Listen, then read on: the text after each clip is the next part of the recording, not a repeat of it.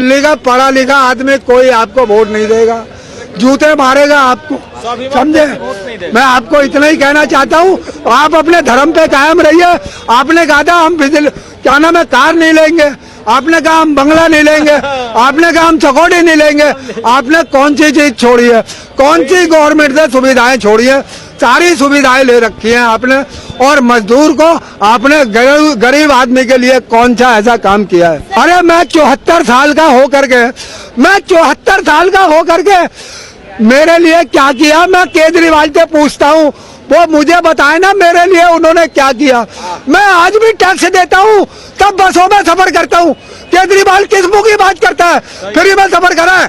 मैं जूता मारता हूँ, उसको दिखाता हूँ, मेरे पास सबूत रखा हुआ है। पकड़ना बेटे जरा, मैं सबूत दिखाता हूँ ये केजरीवाल को। मुझे आज भी पास बनवाना पड़ता है। केजरीवाल शर्म आनी चाहिए इसको, झूठ बोलने वाले को, समझे। उन्होंने महिलाओं के लिए आज भी बता रहा हूँ, 74 साल का होकर के मुझे, मैं बगैर गुर्दे का आदमी बीमार रहता हूँ, अस्पताल जाता हूँ। राम मनोहर लोहिया और क्या नाम है, राम को क्या नाम है, महरौली हॉस्पिटल जाता हूँ, इलाज चलता है मेरा, समझे। ये मेरे को क्या कर रहे हैं, ये क्या कर रहा है? मोहल्ला क्लिनिक भी है, उन्होंने मोहल्ला क्लिनिक खोल रखा है लोगों के साथ। मोहल्ला क्लिनिक में अगर मुझे मोहल्ला क्लिनिक में इलाज होता मेरा, तो मुझे लाला रामस्वरूप हॉस्पिटल में क्यों जाना पड़ता बेटे? मुझे लाला रामस्वरूप में हॉस्पिटल में क्यों जाना पड़ता? मुझे महरौली, अगर ये मोहल्ला क्लिनिक से मेरा इलाज हो जाता तो। इसको वोट को ही नहीं देंगे। 70 साल के अंदर, 70 साल में हमारे को ये दूसरा प्रधानमंत्री मिला है, ऐसा प्रधानमंत्री नहीं मिला, समझे। मैं इन लोगों, इन सांसदों को और इन विधायकों को ये कहना चाहता हूँ, मेरी आखिरी वार्निंग है कि मोदी के रास्ते पे चले। अरे कम से कम कुछ, अगर 550 सांसद में से कम 50 सांसद तो मोदी जैसे बन जाएं। मेरी इतनी शुभकामनाएं आप लोगों के साथ, समझे।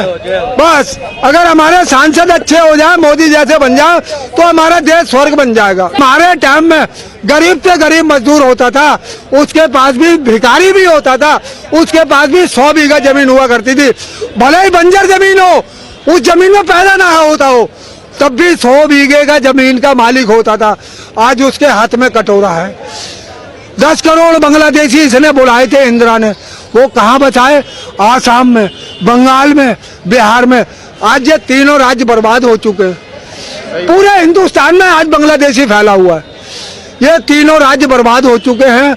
इनकी वोटों की राजनीति रही है, फूट डालो, राज करो, वोट बैंक बनाओ, आबादी बढ़ाओ, वोट बैंक बनाओ। कांग्रेस की हुकूमत ने सबको बांट दिया, हिंदू मुसलमान को बांट दिया, दलित ब्राह्मणों को बांट दिया, मियाँ बीवी को बांट दिया, किसको छोड़ा है?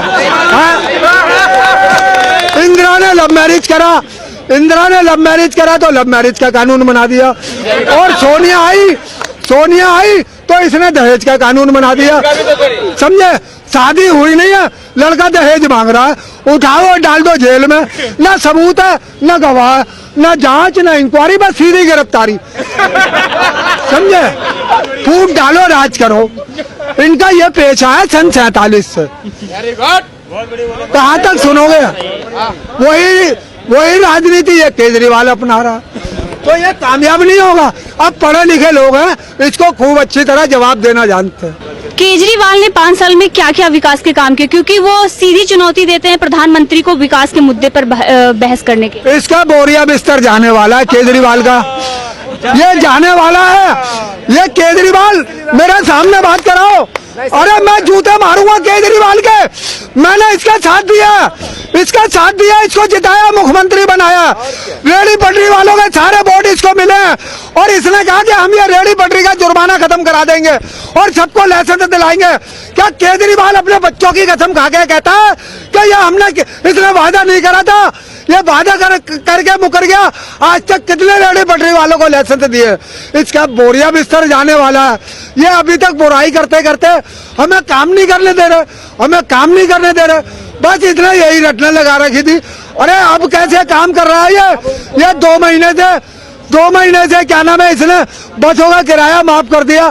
क्या जनता इतनी बेवकूफ है कि इनको क्या नाम है फिर दोबारा मुख्यमंत्री बना देगी? अरे इन्होंने क्या नाम है घर का तो बिल माफ कर दिया। जो दुकानदार, छोटे मोटे दुकानदार हैं, उनका तो बंद दुकानों का भी बिल भेज रहे हैं और डबल बिल भेज रहे हैं। 100 रुपए जाता था 1 किलो बाट का, उनका आज 250 रुपए जा रही है। कोई इनके पापा जी देंगे? ये गरीब आदमी, चाय वाला मजदूर आदमी जो 250 रुपए 1 किलो बाट का, जिसका मीटर 4 किलो वाट का है, उसके तो लाइट जले या ना जले उसको तो 1500 रुपए का बिल आना ही आना है।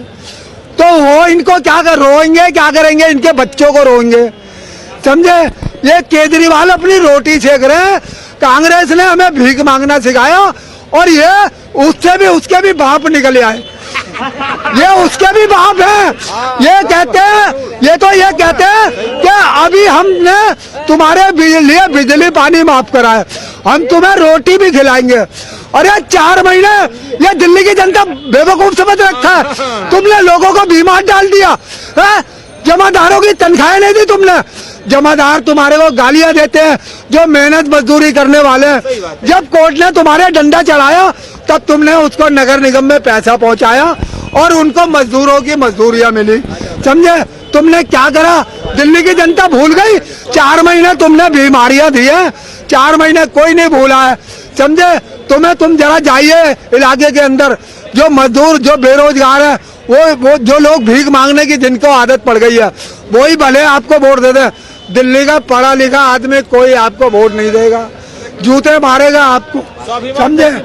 मैं आपको इतना ही कहना चाहता हूँ, आप अपने धर्म पे कायम रहिए। आपने कहा था हम बिजली, क्या नाम है, कार नहीं लेंगे, आपने कहा हम बंगला नहीं लेंगे, आपने कहा हम चकोड़ी नहीं लेंगे। आपने कौन सी चीज छोड़ी है? कौन सी गवर्नमेंट से सुविधाएं छोड़ी है? सारी सुविधाएं ले रखी हैं आपने। और मजदूर को आपने, गरीब आदमी के लिए कौन सा ऐसा काम किया है? सर, लोगों का कहना है कि केजरीवाल ने खूब विकास किया है, कच्ची कॉलोनियों में खूब विकास किया है, बिजली पानी मुफ्त कर दिया, बस का किराया मुफ्त कर दिया। कुछ नहीं किया। अरे मैं 74 साल का होकर के मेरे लिए क्या किया? मैं केजरीवाल से पूछता हूँ, वो मुझे बताए ना मेरे लिए उन्होंने क्या किया। मैं आज भी टैक्स देता हूँ, तब बसों में सफर करता हूँ। केजरीवाल किस मुंह की बात करता है? फ्री में सफर करा है। मैं जूता मारता हूँ, उसको दिखाता हूँ, मेरे पास सबूत रखा हुआ है। पकड़ना बेटे जरा, मैं सबूत दिखाता हूँ ये केजरीवाल को। मुझे आज भी पास बनवाना पड़ता है। केजरीवाल, शर्म आनी चाहिए इसको, झूठ बोलने वाले को, समझे? उन्होंने महिलाओं के लिए, आज भी बता रहा हूँ, 74 साल का होकर के मैं बगैर गुर्दे का आदमी बीमार रहता हूँ, अस्पताल जाता हूँ, राम मनोहर लोहिया और क्या नाम है महरौली हॉस्पिटल जाता हूँ, इलाज चलता है मेरा, समझे? ये मेरे को क्या कर रहे हैं? ये क्या कर रहा है? मोहल्ला क्लिनिक भी है, उन्होंने मोहल्ला क्लिनिक खोल रखा है लोगों के साथ। मोहल्ला क्लिनिक में, अगर मुझे मोहल्ला क्लिनिक में इलाज होता मेरा, तो मुझे लाला रामस्वरूप हॉस्पिटल में क्यों जाना पड़ता बेटे? मुझे लाला रामस्वरूप में हॉस्पिटल में क्यों जाना पड़ता? मुझे महरौली, अगर ये मोहल्ला क्लिनिक से तो मेरा इलाज हो जाता। तो इसको वोट को ही नहीं देंगे। 70 साल के अंदर, 70 साल में हमारे को ये दूसरा प्रधानमंत्री मिला है, ऐसा प्रधानमंत्री नहीं मिला, समझे? मैं इन सांसदों को और इन विधायकों को ये कहना चाहता हूँ, मेरी आखिरी वार्निंग है कि मोदी के रास्ते पे चले। अरे कम से कम कुछ, अगर 550 सांसद में से कम 50 सांसद तो मोदी जैसे बन जाएं। मेरी इतनी शुभकामनाएं आप लोगों के साथ, समझे?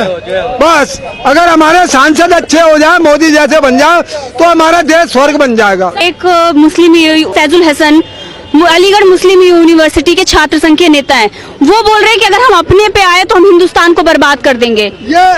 ये इनकी कोई ताकत नहीं है, ये बर्बाद कर दें इनको। ये कांग्रेस का स्पोर्टर है, कांग्रेस का नेहरू खानदान का स्पोर्टर है, जो बोलने वाले बोल रहे हैं। और किसी की ताकत नहीं है हिंदुस्तान के अंदर। कोई माइकल लाल ऐसा पैदा नहीं हुआ कि जो हिंदुस्तान को बर्बाद कर दे। सिर्फ ये सपोर्टर है, ये पैसे के पिट्ठू हैं, वही लोग बोलते हैं, समझे? ये लोग बीजेपी पर आरोप लगाते हैं कि आप धर्म की राजनीति करते हैं, देश को बांटने की राजनीति कर रहे हैं, और उसके बाद इन लोगों के ऐसे बयान आते हैं। अगर बात करें छोटे ओवैसी, वो बोल रहे हैं कि हमारे परदादाओं ने 4 मीनार बना दिया, ताज महल बना दिया, जामा मस्जिद बना दिया। आपके दादा परदादा ने क्या किया? हमने 800 वर्षों तक यहाँ पर शासन किया है। अरे ये अपने वोटों की राजनीति कर रहे हैं और इसके अलावा कुछ नहीं है। अरे इनसे कोई ये तो पूछे कि इनके बाप दादाओं ने कितनी कुर्बानियां दी हैं जलियांवाला बाग में। लाला लाजपत राय के ने अपने लाठियां खाई थी, इनके बाप दादाओं ने कितनी लाठियां खाई हैं, कोई जरा इनसे तो पूछे। हजारों गरीब आदमी, मजदूर आदमी जो आंदोलन में था, उसने अंग्रेजों की गोलियां खाई थी और वो कुएं में कूद के अपनी जीवन लीला समाप्त कर ली। ये इसमें गरीबों का हाथ है। ये कांग्रेस कहती है कि हमने आंदोलन, हमने ये दी है। कौन सा, क्या मोतीलाल ने अपनी आहुति दी या नेहरू ने अपनी आहुति दी? कौन सा ऐसा नेता है हाँ जिसने कुर्बानी दी है? अरे जिन लोगों ने, भगत सिंह थे, हाँ उन्होंने चंद्रशेखर आजाद थे, हमारे देश में ऐसे किसी का नाम लिया जाता है? हाँ, नेताजी सुभाष चंद्र बोस थे। ऐसे लोगों का कभी आपने देखा नाम लेते हुए? कांग्रेस सिर्फ नेहरू खानदान जो करा नेहरू खानदान, समझे, और देश में कोई नहीं है। आज पूरे हिंदुस्तान के अंदर हमारे टाइम में गरीब से गरीब मजदूर होता था, उसके पास भी भिखारी भी होता था, उसके पास भी 100 बीघा जमीन हुआ करती थी। भले ही बंजर जमीन हो, उस जमीन में पैदा ना होता हो, तब भी 100 बीघे का जमीन का मालिक होता था। आज उसके हाथ में कटोरा है। 10 करोड़ बांग्लादेशी इसने बुलाए थे इंदिरा ने, वो कहाँ बचाए? आसाम में, बंगाल में, बिहार में। आज ये तीनों राज्य बर्बाद हो चुके हैं। पूरे हिंदुस्तान में आज बांग्लादेशी फैला हुआ है। ये तीनों राज्य बर्बाद हो चुके हैं। इनकी वोटों की राजनीति रही है। फूट डालो, राज करो, वोट बैंक बनाओ, आबादी बढ़ाओ, वोट बैंक बनाओ। सर, महाराष्ट्र में अगर बात करें, राज ठाकरे ने अपना नारा और झंडा बदल लिया है, जिसके बाद क्या शिवसेना डर गई है, जो सामने आकर सफाई दे रही है कि हमने अपना अभी झंडा भगवा रखा है, अंतर्मन मेरी भगवा है, बाहर से भगवा है? ये राजनीति है, ये कुर्सी का भूखा। उद्धव ठाकरे इसने अपने पिता की मान मर्यादा खत्म कर दी। अरे इसके पिता को हम सलाम करते हैं, इसके पिता को, बाल ठाकरे को हम सलाम करते हैं। अरे ये पिता के रास्ते को त्याग दिया इसने और उनके साथ मिल बैठा है, उन डकैतों के साथ मिलके अपनी कुर्सी के लिए उन डकैतों से राजनीति। सर क्या शिवसेना को बांटने की कोशिश किया? सर, शिवसेना क्या उन कदमों से दूर हो गई है? तो राज ठाकरे उसका फायदा उठा रहे हैं और उनके बिल्कुल फायदा उठाएगा, उसका फायदा उठाएगा। और ये उद्धव ठाकरे ये बिल्कुल इसके आगे आने वाला समय अपना बर्बाद करेगा। इसका भविष्य खराब होगा, इसका भविष्य खराब होगा। उद्धव ठाकरे को कोई भी नहीं पूछेगा। हिंदू समाज के लिए ये कलंक हो गया, समझे। ये कांग्रेस के साथ जो चला गया वो हिंदू समाज के लिए कलंक हो। महाराष्ट्र में बीजेपी बोल रही है, अगर राज ठाकरे अपनी विचारधारा चेंज करते हैं, अगर वो उत्तर भारतीयों के विरोध ना करे, तो हम उनके साथ गठबंधन कर सकते हैं। कर सकते हैं, गठबंधन कर सकते हैं, लेकिन भारतीयों का विरोध नहीं करना होगा इनको, बस। उत्तर भारतीय हो या बिहार का हो या कहीं का भी देश का कोई भी नागरिक हो, उसका ये विरोध इनको त्यागना होगा, तभी इनको जनता अपनाएगी। क्योंकि ये सबकी नजर के अंदर पहले गिरे हुए हैं। अगर इन्होंने उस विचारधारा को नहीं त्यागा तो ये कामयाब होने वाले नहीं है। और राज ठाकरे का कहना है कि अगर हिंदुत्व की बात आती है तो हम हिंदुत्व पर सामने आएंगे, अगर मराठा की बात आती है तो हम मराठी बनकर सामने आएंगे। तो इससे क्या उनको देखा जाए कि वो हिंदुत्व के लिए उत्तर भारतीयों का विरोध बंद कर देंगे? मराठा राजनीति एक तरफ है और ये हिंदू राजनीति एक तरफ है। हिंदुस्तान के अंदर हिंदुस्तानी राजनीति चलेगी, ना कि विदेशी पाकिस्तान की राजनीति चलेगी, ना ये बिहार बंगाल की नहीं चलेगी। पूरा भारत एक है, चाहे हिंदू हो चाहे मुसलमान हो, उसको सबको अपना के चलना पड़ेगा इनको, और सबको अपनाना पड़ेगा। ये नहीं कि ये बिहार का है, ये बंगाल का है, ये फलानी जगह का, ये कहीं का नहीं। उनको सबको साथ लेकर के चलना पड़ेगा, तभी ये कामयाब हो पाएंगे। अगर इन्होंने चाहे वो भगवा अपनाए, कुछ भी अपनाए, सबको साथ लेकर के इनको चलना पड़ेगा। इनको ये महाराष्ट्र वाली नीति को त्यागना पड़ेगा। दिल्ली में चुनाव में बीजेपी पार्टी और आम आदमी पार्टी में टक्कर है साफ तौर पर। कांग्रेस कहीं दूर दूर तक नजर नहीं आई है, तो क्या नजर नहीं आ रही, तो क्या आपको क्या लगता है, आम आदमी पार्टी या बीजेपी? ये देखिए, जनता के मूड में मैंने आपको बताया ना कि जनता क्या चाहती है। जो पढ़े लिखे लोग हैं वो समझदार हैं, अब पहले की तरह नहीं है। जो पहले गंवार आदमी थे, अनपढ़ आदमी थे, वो कहते थे कि हमारे बाप दादा कांग्रेस को वोट देते थे, हम भी कांग्रेस को वोट देंगे। अब वो परिवर्तन बहुत आ चुका है। समझदार लोग, पढ़े लिखे लोग हैं, वो सब कुछ जानते हैं कि ये क्या नाम है, आम आदमी हो या कांग्रेस पार्टी हो, इनने 4.5 साल कुछ नहीं किया, लोगों को भड़काया है, बहकाया है कि हमारे को सरकार काम नहीं करने दे रही। अब ये 2 महीने से जो इसने काम किया है, अगर ये इसी काम को वो 5 साल पहले करता तो शायद इसका थोड़ा सा कुछ बदलाव आ सकता था, लेकिन जनता समझ चुकी है, अब इसके लिए कोई फायदा होने वाला नहीं है। कुछ लोग ये चाहते हैं, स्वार्थी लोग हैं या उनको कुछ लालच हो, वो अगर इसको वोट दे दें तो दे दें, लेकिन जो पढ़े लिखे लोग हैं वो कोई भी वोट नहीं देगा, क्योंकि ज्यादातर लोग यही जानते हैं कि दिल्ली के अंदर एक तरफ बांटा जा रहा है, दूसरी तरफ खींचा जा रहा है। जितने भी व्यापारी वर्ग हैं, कमजोर वर्ग हैं, जो मेहनत मजदूरी करने वाले छोटे मोटे दुकानदार हैं, उनके ऊपर वो किस तरीके से बिजली की मार, यानी उनका मीटर का जो फिक्सिंग चार्ज है वो डबल कर दिया, और जिसकी भले ही दुकान भी बंद होती है तब भी उसके बाद 400 रुपए का तो मामूली बिल आ जाता है। काम ना भी करोगे ना, अगर आप बीमार पड़ गए तब भी 400 रुपए का बिल आ जाएगा, समझे। मैं आपको दिखा सकता हूँ, पूरे महीने मैंने काम नहीं करा, मेरा 400 रुपए का बिल आ गया। अब बताइए केजरीवाल से मैं पूछना चाहता हूँ, वो बिल मैं कहाँ से लाऊंगा? मैं बीमार आदमी, रामबन और लोहिया में इलाज चलता, मेरा गुर्दा भी नहीं है एक तरफ का। केजरीवाल मुझे बता दे, मैं ये पास में बसों में भी किराया दे के जाता हूँ मैं। मुझे बताइए केजरीवाल क्यों मूर्ख बना रहे हैं जनता को, समझे। ये बेवकूफ बनाना, कांग्रेस की राजनीति पॉलिटिक्स पे चलना छोड़ दें। अगर कुछ करना है जनता के लिए कुछ करना सीखें, समझे। जिस तरीके से मोदी ने आज, तुमको शर्म आनी चाहिए। मुझे बड़ा दुख होता है, 70 साल से बरेली के अंदर मेरी माँ आज भी 94 साल की होकर के आज भी मेरी माँ जिंदा है, समझे। उसके घर के अंदर आज लाइट आई है, 70 साल में आज तक लाइट नहीं थी। कहाँ मर गए ये राज करने वाले? इनको डूब कर मरना चाहिए, डूब कर मरना चाहिए इनको, समझे। कहाँ कहते हैं कि हमने विकास किया, समझे।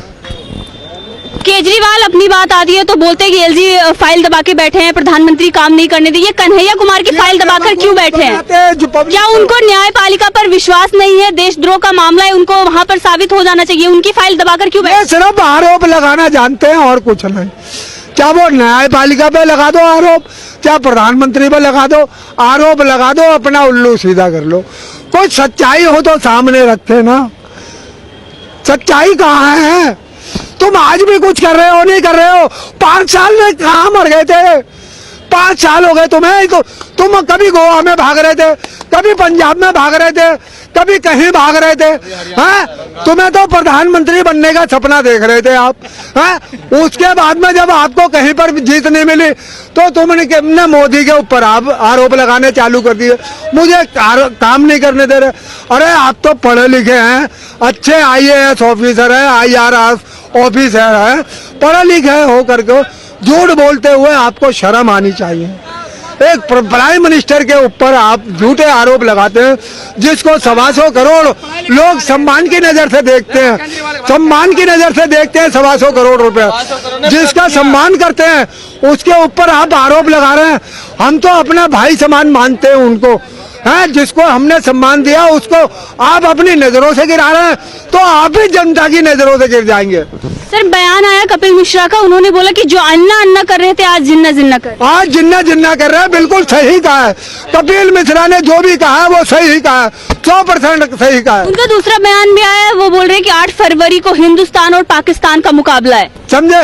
अब ये पाकिस्तान बना दें या कुछ भी, हिंदुस्तान तो आजाद है, कुछ भी आदमी बोलने की आजादी है, ये कुछ भी कह सकते हैं।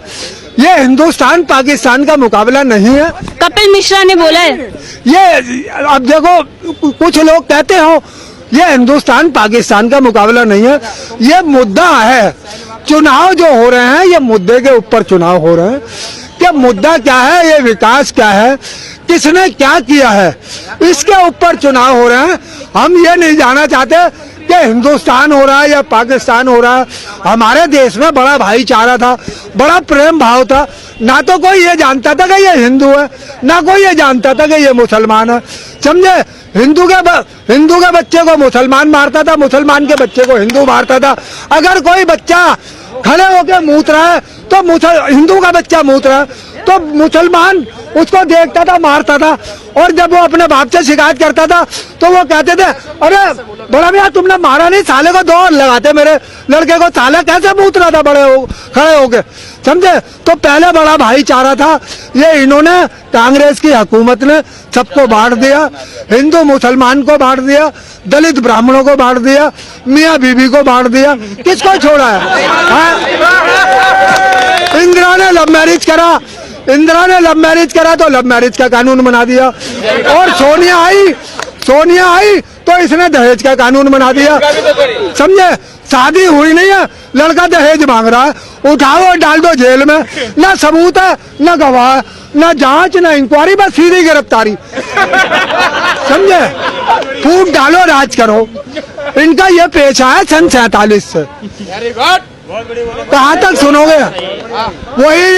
वही राजनीति ये केजरीवाल अपना रहा, तो ये कामयाब नहीं होगा। अब पढ़े लिखे लोग हैं, इसको खूब अच्छी तरह जवाब देना जानते हैं। बस मैं इससे ज्यादा नहीं कहना चाहता। मैं तो एक मजदूर आदमी, पटरी वाला आदमी हूँ, वो चाय वाले हैं, मैं छोले वाला हूँ, मैं चम्मच चलाने वाला हूँ भाई, मैं मजदूर आदमी हूँ। Thank you so much sir.